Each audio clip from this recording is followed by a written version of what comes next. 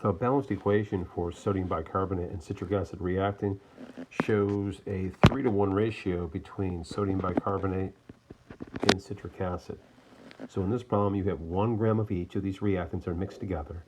So I found out the number of moles of citric acid and the number of moles of sodium bicarbonate, and then I compared them in the ratio that they're going to react in. They're going to react in a 3-to-1 ratio.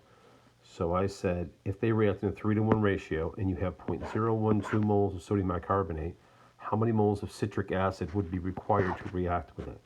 And I got 0.004 moles.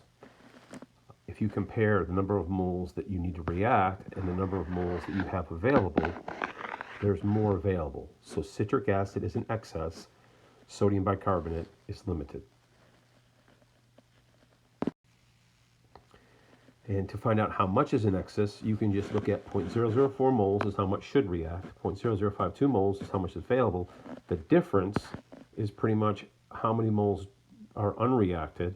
If you multiply by, I believe it's 192, you can find out the number of grams that remain unreacted.